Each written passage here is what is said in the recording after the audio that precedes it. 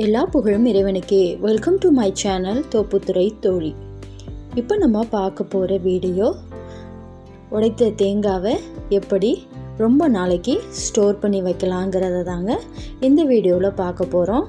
நான் அதுக்காக 3 தேங்காய் எடுத்திருக்கேன். நான் ஊர்லேருந்து வரும்போது ஒரு 10 தேங்காய் போல் எடுத்துகிட்டு வந்திருந்தேன். இப்போது அதுலேருந்து ஒரு 3 மட்டும் உங்கள்கிட்ட எப்படி ஸ்டோர் பண்ணலாம் அப்படிங்கிறத நான் காட்ட போகிறேன். ஏன்னா 10 தேங்காவையும் ஒன்றா யூஸ் பண்ண முடியாது, கொஞ்சம் நாள் ஆகிடுச்சுன்னா வீணாகிடும். அதனால் நம்ம இதை எப்படி ஸ்டோர் பண்ணலாங்கிறத பார்க்கலாம். ஃபஸ்ட்டு எப்படி தேங்காய் உடைக்கலாங்கிறத நான் உங்களுக்கு சொல்கிறேன். இந்த பாருங்கள், இந்த மாதிரி ஒரு கோடு போட்டிருக்கோம், 3 பக்கமும் இருக்கும். நீங்கள் இந்த மாதிரி பஞ்சையெல்லாம் எடுத்துகிட்டு, ஆனால் குடும்பியை எடுக்கக்கூடாது, அது இருக்கட்டும். இந்த மாதிரி அந்த கோடு போட்ட இடத்துல மட்டும் ஃபஸ்ட்டு நல்லா உடச்சி விட்டுக்கோங்க. அருவா இல்லைன்னா ஒரு கம்பியால் கூட நீங்கள் அந்த இடத்த உடச்சி விட்டுக்கலாம். இதே மாதிரி உடச்சிட்டு நீங்கள் தட்டினீங்கன்னா உங்களுக்கு கரெக்டாக அந்த ஷேப்பாக உடஞ்சி வந்துடும். இது தாங்க இதோட ட்ரிக்கு. இது எல்லாருக்கும் தெரியுமாங்கிறது எனக்கு தெரியலை. எனக்கு தெரிஞ்சதை நான் உங்ககிட்ட ஷேர் பண்ணிக்கிறேன். பாருங்கள், கரெக்டாக சூப்பராக உடஞ்சிருக்கு. நிறைய பேருக்கு சரியாக இன்னும் தேங்காய் உடைக்க கூட தெரியாதுங்க. நீங்கள் கரெக்டாக ஷேப்பாக உடைக்கணும்னு நினச்சிங்கன்னா இந்த மாதிரி ட்ரை பண்ணி பாருங்கள். இப்போ அதுக்கு மேலே நம்ம அந்த தேங்காய் பஞ்சையெல்லாம் நம்ம நல்லா எடுத்து விட்டுக்கலாம். இப்போ சுத்தமாக எல்லாத்தையும் க்ளீன் பண்ணிவிட்டு எடுத்து வச்சுக்கோங்க. இப்போ நான் 3 தேங்காய் உடைச்சிட்டு அந்த பஞ்சையெல்லாம் எடுத்துகிட்டு வச்சுருக்கேன். இப்போ ஒவ்வொரு மூடியையும் இந்த மாதிரி நல்லா ஒரு காட்டன் டவல் வச்சு நல்லா தண்ணி இல்லாத அளவுக்கு தொடச்சிட்டு எடுத்து வச்சுக்கோங்க. இப்போ நான் ஒரு தேங்காவை உங்களுக்கு செஞ்சு காட்டுறேன். நான் 3 மெத்தடில் யூஸ் பண்ணுறேன். ஃபஸ்ட்டு மெத்தடாக இந்த மாதிரி ஒரு மூடியை எடுத்து இந்த மாதிரி சின்ன சின்ன பீஸாக கட் பண்ணிக்கோங்க. இது தேங்காய் கட் பண்ணுறதுக்காக உள்ளதுங்க. இதை நான் சென்னையில் தான் வந்து வாங்கினேன். நல்லா யூஸ்ஃபுல்லாக இருக்குங்க. நீங்கள் இதாலே கட் பண்ணிவிட்டு இப்படி எடுத்து விட்டிங்கன்னா உங்களுக்கு அப்படியே தனியாக பீஸாக வந்துடும். பாருங்கள், இந்த மாதிரி நீங்கள் ஒரு தேங்காவை பீஸாக கட் பண்ணிவிட்டு எடுத்துக்கோங்க. இந்த மேலே உள்ள தோலை எடுத்துடணும்னு சொல்கிறாங்க. அது என்ன புண்ணு உண்டாகும் அப்படின்னு சொல்கிறாங்க. ஆனால் எனக்கு சரியான இது தெரியலை. உங்களுக்கு தெரிஞ்சால் எனக்கு கமெண்ட்டில் சொல்லுங்கள். ஆனால் பச்சை தேங்காய் யூஸ் பண்ணும்போது தேங்காய் பால் உடம்புக்கு ரொம்ப நல்லது, வயிறு புண்ணையும் ஆற்றுங்க. நான் இப்போது அந்த தோலையெல்லாம் மேலே உள்ளதையெல்லாம் எடுத்துகிட்டு தண்ணி இல்லாத அளவுக்கு நல்லா சுத்தமாக இந்த மாதிரி மறுபடியும் டவல் வச்சு தொடச்சி விட்டுக்கிறேன். இப்போ இந்த மாதிரி சின்ன சின்ன பீஸாக அந்த ஒரு தேங்காவையும் கட் பண்ணி எடுத்துக்கோங்க. இப்போ கட் பண்ணிட்டேன். இப்போ நான் கட் பண்ணதை அப்படியே மிக்ஸி ஜாரில் சேர்த்துக்கிறேங்க. இதை நம்ம அரைச்சிட்டு எடுக்க போகிறோம்.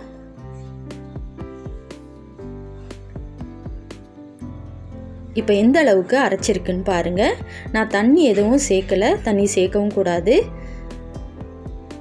பாருங்கள், இந்த மாதிரி நல்ல துருவலாக எடுத்திருக்கேன்.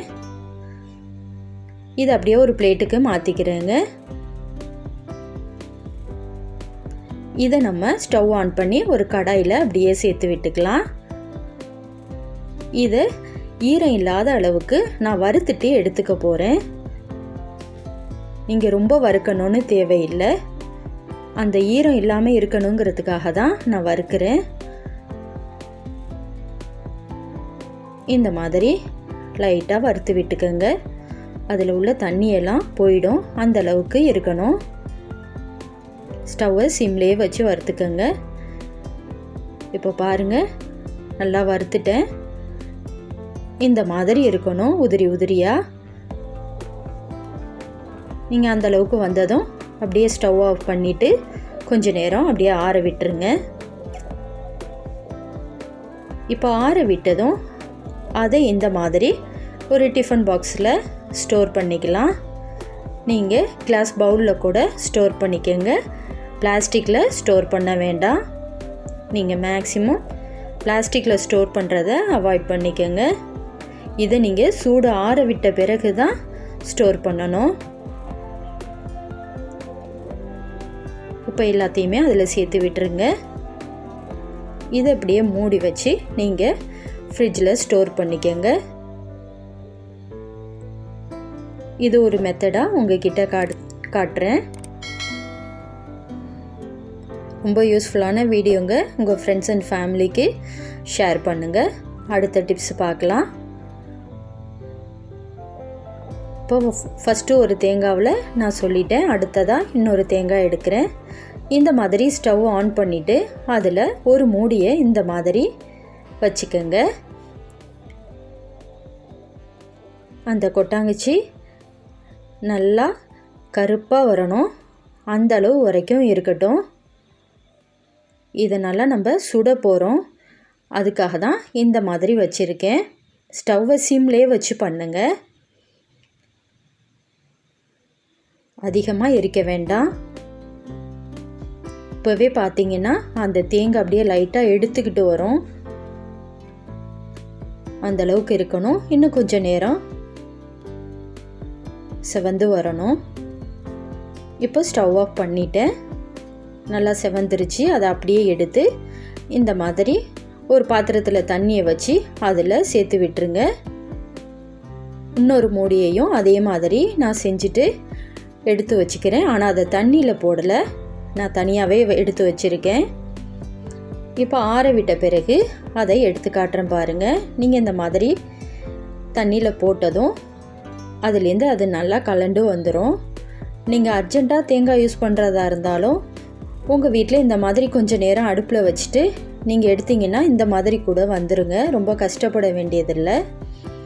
இதில் உள்ள தண்ணியெல்லாம் போகட்டும். இதை அப்படியே இந்த மாதிரி வச்சுருங்க. இப்போ தண்ணியில் போடாமல் ஒன்றே எடுத்து வச்சுருந்தேன், அதையும் பாருங்கள் எந்த அளவுக்கு இருக்குன்னு.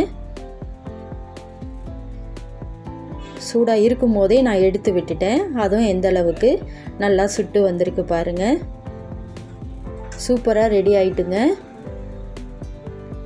இதையும் அப்படியே எடுத்து வச்சுக்கோங்க. நீங்கள் இப்படி வேணாலும் நீங்கள் எடுத்து வச்சுக்கலாம்.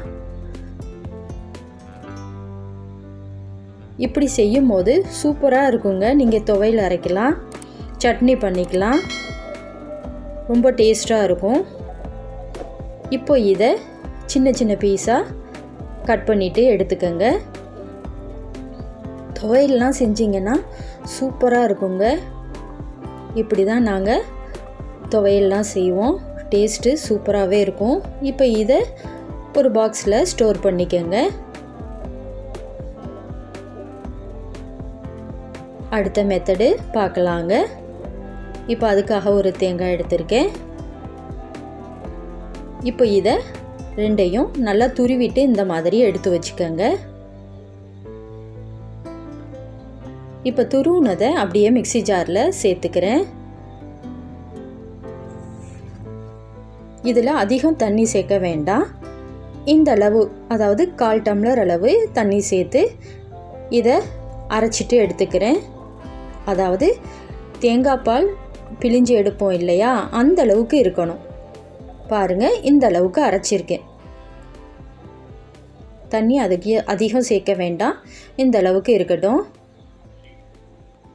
இதை அப்படியே நம்ம வச்சுருக்க ஐஸ் ட்ரேயில் கொஞ்சம் கொஞ்சமாக சேர்த்து இதை ஃபுல்லாக நிரப்பி விட்டுருங்க. இந்த மாதிரி சேர்த்துக்கங்க. இது ஒரு 5 மணி நேரம் செட் ஆகட்டும். நீங்கள் ஃப்ரீசரில் வச்சுருங்க. இப்படி யூஸ் பண்ணும்போது நீங்கள் கரண்ட் போயிட்டா கூட தேங்காய் பால் எடுக்கணுன்னா இதில் ஒரு பீஸை எடுத்து நீங்கள் அதில் கொஞ்சமாக சுடுதண்ணியை சேர்த்துட்டு பால் பிழிஞ்சிங்கன்னா சூப்பராக பால் வந்துருங்க. எல்லா தேங்காவையும் நான் அதில் வச்சுட்டேன். இது ஒரு 5 மணி நேரம் ஃப்ரிட்ஜில் ஸ்டோர் பண்ணிவிட்டு நம்ம எடுத்து பார்க்கலாம். 5 மணி நேரத்துக்கு பிறகு உங்ககிட்ட காட்டுறேன் பாருங்கள். சூப்பராக செட் ஆகி வந்துட்டு இதில் ஒரு க்யூப் எடுத்து கூட நீங்கள் போட்டிங்கன்னா போதும், சூப்பராக இருக்கும். பொரியலுக்கெல்லாம் நீங்கள் எப்படியே முழுசாகவே போட்டுடலாம். நீங்கள் வறுக்கும் போது அதில் சூடு ஏறி உங்களுக்கு சூப்பராக பொரியல்லாம் ரெடி ஆகிடுங்க. கரண்ட் இல்லாத டயத்தில் கூட இந்த மாதிரி தேங்காய் பாலுக்கு யூஸ் பண்ணிக்கலாம். ரொம்ப யூஸ்ஃபுல்லான வீடியோங்க. இந்த 3 மெத்தடுமே ரொம்ப யூஸ்ஃபுல்லாக இருக்கும். நீங்கள் உங்கள் வீட்டில் இதே மாதிரி ட்ரை பண்ணி பாருங்கள். இப்போது நம்ம எடுத்து வச்சுருந்த அந்த தேங்காய் பூ அந்த க்யூபைலாம் ஒரு பாக்ஸில் சேர்த்து விட்டுட்டு நீங்கள் இதை ஃப்ரீசரில் ஸ்டோர் பண்ணிக்கணும். அப்போ தான் உங்களுக்கு அந்த ஐஸ் க்யூபாக அப்படியே இருக்கும். இதே மாதிரியே எடுத்து வச்சுக்கோங்க. ரொம்ப யூஸ்ஃபுல்லான வீடியோங்க. நீங்களும் ட்ரை பண்ணி பார்த்துட்டு ஃப்ரெண்ட்ஸ் அண்ட் ஃபேமிலிக்கு ஷேர் பண்ணுங்கள். ரொம்ப யூஸ்ஃபுல்லாக இருக்கும். இந்த வீடியோ பிடிச்சிருந்தா லைக் பண்ணுங்கள், ஃபேமிலி ஃப்ரெண்ட்ஸுக்கு ஷேர் பண்ணுங்கள், மறக்காமல் சப்ஸ்கிரைப் பண்ணுங்கள். இன்னொரு இன்ட்ரெஸ்டிங்கான வீடியோவில் சந்திப்போம்.